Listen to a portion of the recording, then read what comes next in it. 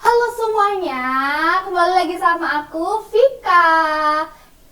Kita akan berbincang selama kurang lebih 30 menit ke depan. Kita akan ngomongin soal AI, yang dimana AI ini membuat pekerjaan kita sekali klik langsung jadi. Tapi di sisi lain juga menjadi khawatiran nih untuk teman-teman semua. Tapi di sini aku nggak sendirian. Di tengah-tengah ini kita sudah menghadirkan pakar tokoh soal dunia digital yang merupakan juga dosen Universitas Mercu Buana Yogyakarta, Fakultas Ilmu Komunikasi dan Multimedia. Beliau juga seorang praktisi dari Mafindo. Mafindo ini sendiri adalah Masyarakat Anti Fitnah Indonesia yang merupakan organisasi kemasyarakatan di Indonesia yang menangani tentang fast checking dan juga pencegahan penyebaran hoaks. Langsung saja, jangan lama-lama, kita sambut Mbak Dr. Rila Setianingsih, Eskom IMSI. Tepuk tangan semuanya. Halo Mbak Rila, apa kabar? Selamat pagi. Terima kasih sudah hadir di tengah-tengah talk show kita hari ini. Mbak Rila, kita kan pastinya sudah mengenal AI gitu ya, kurang lebih lamanya. Dan Mbak Rila sebagai dosen pastinya bertemu dengan puluhan mahasiswa setiap harinya. Jujur nih Mbak, setiap adanya AI, kegunaan ini tuh mulai viral ya Mbak. Mbak melihat AI ini itu berpotensi terjadinya copy paste dari mahasiswa mengerjakan tugas atau lain-lainnya, atau mungkin dapat dijadikan sebagai alat bantu. Menurut Mbak Rila sendiri gimana? Oke, selamat pagi Mbak Vika dan juga teman-teman semua. Berbicara tentang AI di kalangan mahasiswa, jujur ya, pertama kali muncul AI generatif itu ada kekhawatiran, atau saya justru bertanya-tanya, mahasiswa sekarang itu belajar nggak sih? Karena kalau dulu tugas itu dikerjakan mungkin dalam beberapa hari, ya. Sekarang mungkin sekali klik saja sudah jadi gitu ya. Nah, tapi yang menjadi tantangan sekarang justru berkaitan dengan bagaimana kemampuan mahasiswa dalam berpikir kritis, analitis, juga bertanggung jawab dalam menggunakan AI. Jadi kalau berkaitan dengan itu, sebenarnya AI ini bisa menjadi alat bantu yang potensial menurut saya. Tetapi tentu tadi kemampuan berpikir kritis, analitis, dan juga bertanggung jawab terhadap penggunaan AI itu sendiri harus benar-benar diperhatikan. Dan kalau dalam dunia pendidikan, menurut saya AI ini bukan ancaman, tetapi justru menjadi menjadi pendorong transformasi dari pendidikan itu sendiri. Oke, jadi AI ini sebenarnya baik apabila digunakan secara baik juga ya Mbak. Iya. Betul. Tapi sekarang Mbak, Gen Z dan mahasiswa lainnya sedang mengalami AI anxiety, yang dimana mereka ketakutan bahwa jurusan-jurusan yang mereka ambil ini akan tergantikan oleh AI nantinya. Menurut Mbak sendiri, ini adalah ketakutan yang berlebihan atau valid? Oke. Kekhawatiran terhadap kemunculan AI ini menurut saya wajar dan valid ya Mbak Vika. Karena kalau kita menengok ke sejarah terkait dengan revolusi teknologi, selalu diiringi dengan kekhawatiran yang muncul. Seperti contohnya ketika muncul internet, itu banyak orang yang khawatir kalau pekerjaannya itu akan tergantikan. Kemudian ketika muncul media sosial, itu juga profesi komunikasi khususnya itu juga berkembang dengan cukup drastis begitu ya.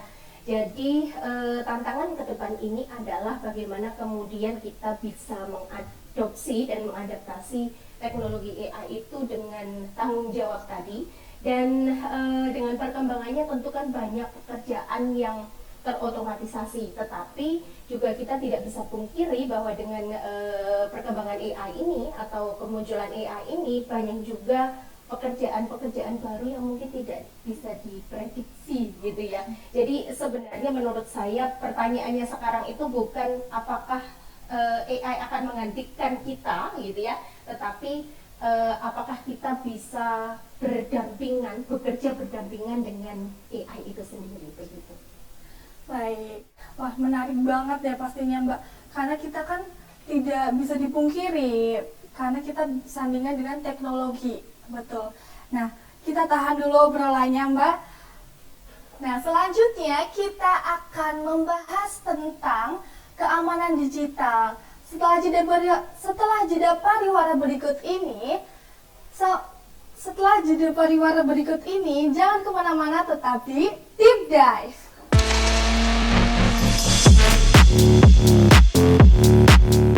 Mau kemana?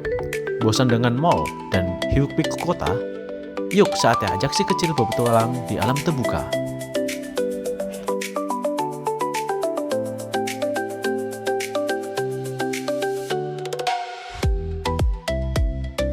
Selamat datang di Jogja Exoterium Mini Zoo. Di sini bukan cuma melihat, tapi kamu bisa berinteraksi langsung, kasih makan kelinci yang imut, foto barang reptil eksotis yang jinak, hingga berkenalan dengan satwa-satwa unik lainnya.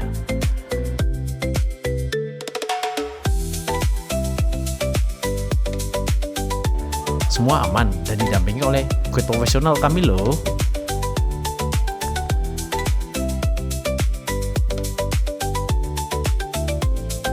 Bukan sekedar kebun binatang mini, Jogja Exoterium adalah tempat belajar yang seru. Di sini ada kelas edukasi pertanian, perikanan, hingga wahana outbound yang menguji keberanian, mulai dari flying fox, naik kuda, sampai bermain air di wahana yang menyegarkan.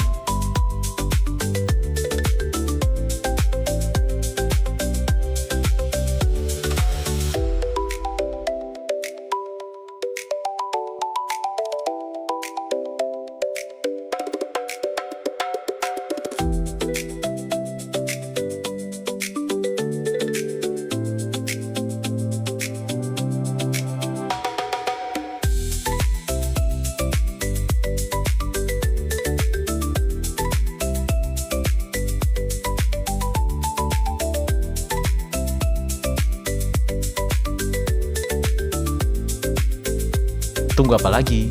Ciptakan momen liburan yang tak terlupakan, penuh tawa dan edukasi hanya di Jogja Exoterium Mini Zoo. Berlokasi di Sleman, Yogyakarta. Info lengkap dan reservasi rombongan bisa hubungi media sosial kami. Kami tunggu kehadiranmu ya.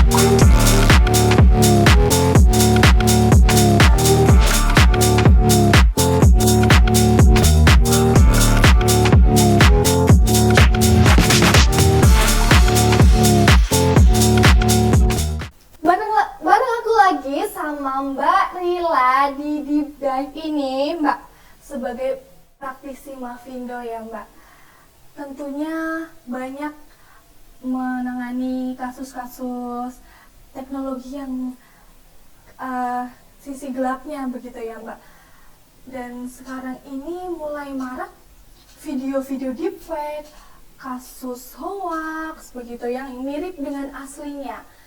Sebenarnya menurut pandangan Mbak sendiri, AI ini menjadi ancaman Sebagai praktisi dari Mavindo nih Mbak, Mbak pastinya banyak melihat sisi gelap teknologi. Seberapa besar sih sebenarnya AI apabila digunakan dalam hal-hal negatif seperti hoax ataupun editan-editan deepfake seperti yang sekarang ini ya. Nah, dalam kasus ini boleh di-share nggak sih Mbak, kira-kira apa aja kasus-kasus yang sebenarnya Mbak pernah temuin dan itu sebenarnya ngeri banget? Ya. Sebenarnya ancamannya cukup besar ya saat ini ya. Artinya kalau dulu orang itu membuat hoax itu dengan perlu kemampuan khusus, teknik khusus gitu ya. Kalau sekarang siapa saja itu bisa membuat teks, gambar, suara, bahkan video palsu itu dengan sekali klik, dengan memasukkan prompt tertentu begitu ya. Nah, maka kemudian kalau kita berbicara terkait dengan kasus ya, banyak sekali kalau kita melihat di informasi yang sedang banyak terjadi di Indonesia terutama, ada banyak public figure kita yang kemudian wajah dan suaranya itu dimanipulasi untuk kepentingan penipuan gitu ya, investasi misalnya, kemudian penyebaran informasi palsu, bahkan sampai pada propaganda politik begitu. Nah, kalau di Mavindo sendiri memang kami sering menemukan banyak informasi ya, atau banyak konten-konten yang sifatnya deepfake itu tadi, yang kemudian ini sangat mirip dengan aslinya. Bahkan mungkin kalau orang yang punya kemampuan literasi digital yang baik pun kadang masih bisa tertipu oleh itu gitu, karena saking mirip dan saking kayak realnya. Kalau dia tidak punya kemampuan atau dia tidak melakukan verifikasi, maka ketika tantangannya sekarang adalah bagaimana kemudian ketika kita menerima informasi, kita harus melakukan verifikasi. Jadi literasi digital saat ini bukan hanya berkaitan dengan bagaimana kita mencari informasi, tetapi berkaitan dengan bagaimana kita mampu melakukan verifikasi informasi, apakah informasi itu autentik ataukah manipulatif begitu. Oke. Kira-kira bagaimana caranya teman-teman semua tahu nih cara memverifikasi isu yang hoax ataupun isu yang benar, bagaimana? Iya, itu sebenarnya ada tools tersendiri ya. Kami di Mavindo itu juga mengembangkan satu fact checking, dan juga ada beberapa edukasi yang dilakukan oleh Mavindo itu sendiri. Kalau kita tadi udah bahas yang serem-seremnya nih Mbak, sekarang ada istilah co-pilot. Terus di dalam dunia perkuliahan ini sebenarnya syarat apa sih yang menjadi AI ini menjadi alat bantu atau menjadi alat plagiarisme? Sebenarnya syaratnya apa? Gitu ya. Ini yang menjadi banyak kekhawatiran ya di kalangan mahasiswa maupun dosen sendiri. Sebenarnya menurut saya batasannya itu cukup simpel Mbak Vika. Jadi AI ini boleh digunakan sebagai alat bantu, tetapi tidak boleh digunakan untuk mengganti proses berpikir manusia gitu.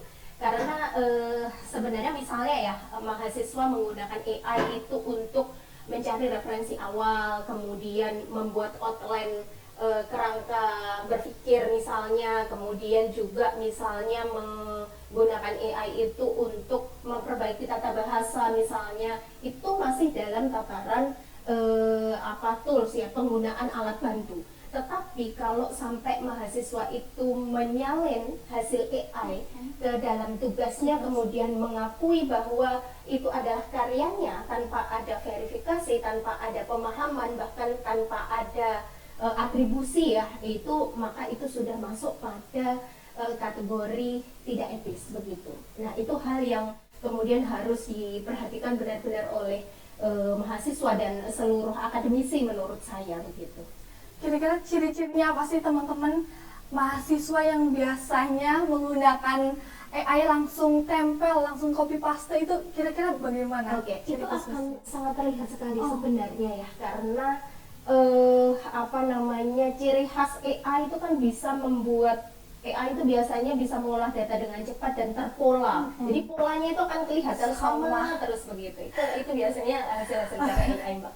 Lalu Mbak Rila langsung memberikan nilai yang semestinya dia menggunakan AI gitu ya, langsung dikasih 0 kah atau berapa? Ya, itu ada standarnya. Oh, ada Sebenarnya standarnya. gini Mbak, ketika perkembangan AI ini tidak hanya pada mahasiswa, perubahan cara belajar tadi ya yang saya sampaikan di awal tadi, tetapi ini juga menjadi tantangan bagi para dosen bagaimana kemudian memberikan atau metode pembelajaran dan memberikan penilaian gitu.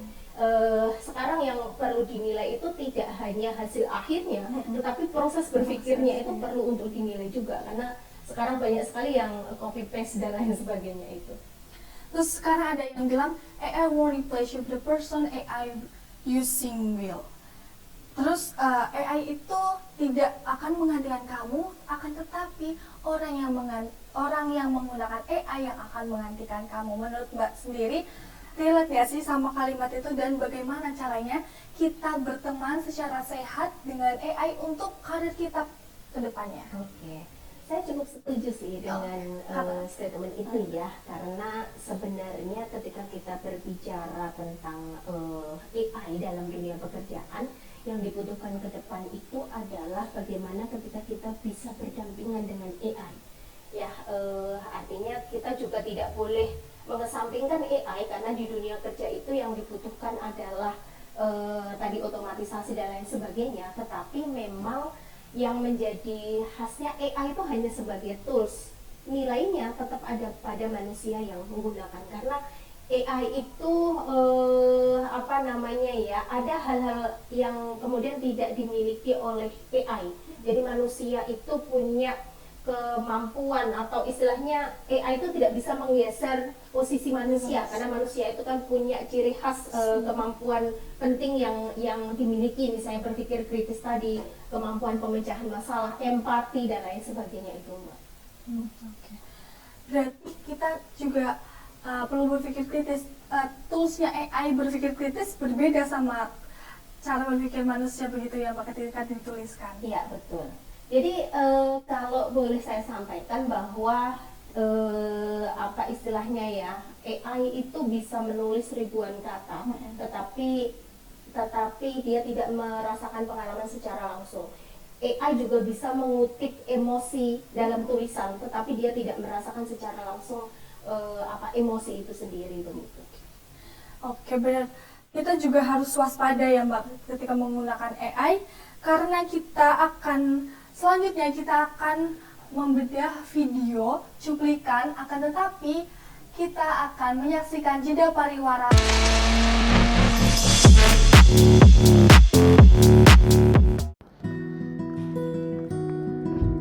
Lagi lapar, butuh yang segar, atau cuaca lagi mendukung buat yang hangat-hangat? Jangan dilawan, ikuti kata hatimu yang kepingin bakso asli, berdaging, dan kuahnya juara.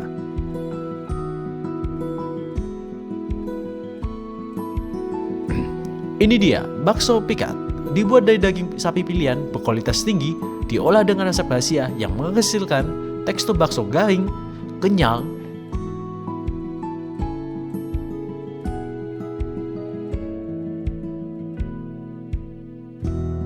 dan beneran berasa dagingnya di setiap gigitan, bukan cuma tepung.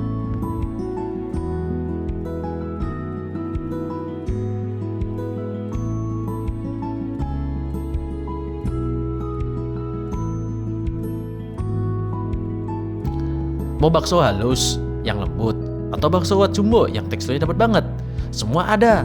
Ditambah racikan sambal khas bakso pikat yang pedasnya nampol, kecap manis dan sedikit cuka.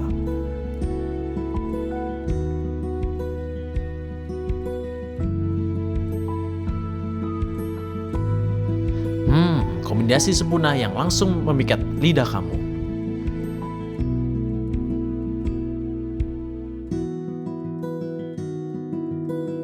Gak heran kalau bakso pikat selalu jadi rebutan. Tempatnya nyaman buat makan bareng teman atau keluarga, pelayannya cepat, dan yang pasti harganya ramah di kantong. Sekali coba, langsung terpikat dan pingin balik lagi.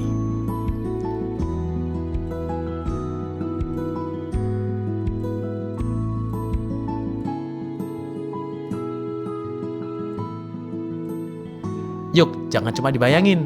Langsung datang ke outlet bakso pikat terdekat atau pesan lewat aplikasi ojek online favoritmu sekarang juga. Bakso pikat, sekali coba langsung terpikat.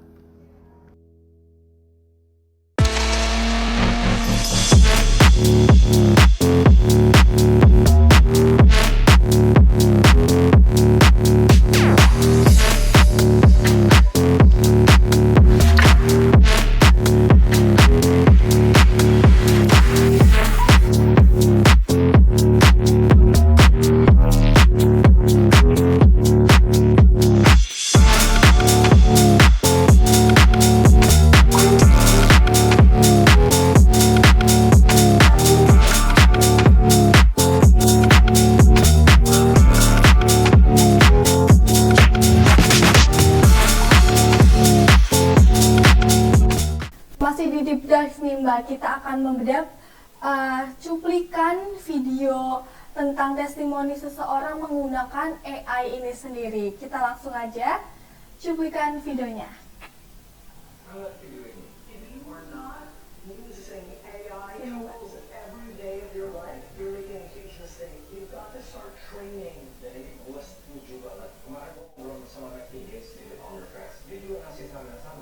Setiap hari 15 menit pelajaran tentang AI. Lo tahu apa yang percaya AI itu berubah mengubah seluruh dunia. 300 juta pekerjaan bakal terdampak. Dan ini salah satu industri yang perkembangan per tahunnya itu pesat banget, bahkan 20% lebih. Cuma menurut gua AI kalau kita adopsi dari sekarang ini jadi pelengkap bukan pengganti. Kalau kita nggak belajar, siap-siap diganti AI. Kalau kita belajar, pekerjaan kita bakal jauh sekarang AI. Yang balik lagi sekarang pilihannya apa? Google atau Microsoft Tesla udah pasti AI itu bakal kelak. Tapi maupun kalian nonton nggak telat buat pelajarin AI. Jadi GPT, generatif AI, belajar dulu baca setiap hari banget. Itu kali Mbak. Oke, menurut video yang sudah kita tampilkan tadi, pendapat Mbak Rila bagaimana dan apakah kampus kita ini sebenarnya sudah berkolaborasi dengan Sehat belum sih sama AI ini? Kalau menurut saya ya saat ini kita masih menuju ke sana, gitu ya. Oke. Tetapi kalau dibilang siap secara 100% tentu belum, begitu ya. Nah, kalau kita lihat hari-hari ini ya banyak mahasiswa itu yang kemudian mengadopsi AI dengan sangat cepat, bahkan lebih cepat dari dosennya kadang, gitu ya. Tetapi yang seringkali terlewatkan, seringkali terlupakan itu adalah masalah etika, regulasi dan juga literasi penggunanya itu sendiri begitu. Jadi menurut saya kampus ini perlu untuk menentukan atau membuat regulasi terkait dengan penggunaan AI itu sendiri. Misalnya kapan sih AI bisa digunakan, kemudian bagaimana cara memverifikasi, dan terutama yang lebih penting adalah bagaimana menjaga integritas akademik itu sendiri begitu. Karena ketika kita dalam dunia akademis ya, kekeliruan atau kesalahan yang dibuat oleh AI dan tidak diverifikasi itu menjadi taruhannya begitu Mbak. Oke, kalau tadi kan AI menulis ribuan kata dan visual ya Mbak. Secepat kilat, lalu skill apa sih dari manusia, kita sebagai insan manusia selain tadi soft skill dan berpikir kritis, apa yang menjadi senjata terakhir kita untuk kedepannya, untuk bisa menghadapi AI ini lebih siap begitu Mbak? Oke. Justru sebenarnya skill penting itu dimiliki oleh manusia gitu. Jadi manusia itu punya beberapa skill yang tadi saya sebutkan ya, berpikir kritis, kemudian empati, kolaborasi, yang itu sebenarnya tidak termasuk etika dan moral yang itu tidak dimiliki oleh AI. Tadi saya sebutkan bahwa AI itu bisa menulis ribuan kata tapi tidak merasakan pengalamannya secara langsung gitu ya. Kalau manusia kan berkreativitas dengan pengalamannya gitu ya. Kemudian tadi yang secara emosi ya, dia bisa menuliskan gitu ya, tetapi menuliskan emosi gitu, tetapi dia tidak benar-benar merasakan emosi itu gitu. Jadi sebenarnya kemampuan utama itu tetap ada di manusia gitu. Soft skill itulah yang kemudian ke depan itu tetap dibutuhkan. Manusia yang akan sukses ke depan itu adalah ketika dia bisa menggabungkan antara kecerdasan manusia dengan kecanggihan teknologi yang digunakannya secara bijak. Lagi-lagi saya perlu menyampaikan bahwa AI itu alat dan nilainya itu tetap ada pada manusia itu sendiri. Benar sih Mbak. Dan sekarang juga marak video tentang AI itu bisa tahu keberadaan kita di mana gitu melalui kita voice note begitu ya Mbak. Di video itu bertanya, coba tebak kita lagi di mana, dan kebetulan atau apa mereka benar gitu, si ChatGPT-nya ini benar. Karena saya juga pernah mencoba ChatGPT tersebut, coba saya tebak di mana sekarang. Terus dia bilang, kalau lagi malam-malam kayak gini, pasti kamu di depan laptop, terus ada tembok, ada chargeran yang nggak dicolok. Nah, itu kebetulan benar Mbak. Menurut Mbak sendiri gimana? Oke, itu yang memang harus kita berhati-hati ya. Literasi digital, lagi-lagi literasi digital gitu ya. Artinya literasi digital itu tidak hanya kemampuan dalam memilih informasi, tapi ada skill kita yang dibutuhkan. Digital skill gitu ya. Jadi sebenarnya kalau kita menggunakan teknologi, ketika ada settingan tertentu yang kita tidak atur gitu, ya teknologi termasuk AI itu bisa melacak keberadaan kita juga. Oke, sampai oke, terakhir nih Mbak, buat teman-teman mahasiswa dan Gen Z di luaran sana, mungkin mereka masih takut gitu ya cara menggunakan AI yang baik dan benar. Bagaimana, boleh nggak sih kasih closing statement ke teman-teman untuk acara di sesi kita terakhir ini, boleh? Oke. Pesan saya, jangan takut pada AI, tapi jangan juga terlalu bergantung pada AI, gitu ya. Teknologi itu senantiasa berubah karena perubahan itu adalah satu kepastian, dan yang kita butuhkan adalah ketika kita mau tetap relevan di perkembangan teknologi itu, maka kita harus senantiasa belajar, beradaptasi, dan juga berpikir kritis, serta punya kemampuan literasi digital, serta tadi ya termasuk etika dan moral dan lain sebagainya tadi begitu.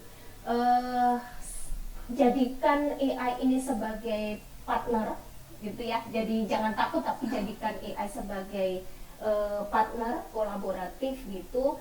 Dan satu pesan terakhir dari saya, jangan bersaing dengan AI, belajarlah bersama dengan AI sambil tetap menjadikan belajar tentang hal-hal yang membuat kita tetap menjadi manusia.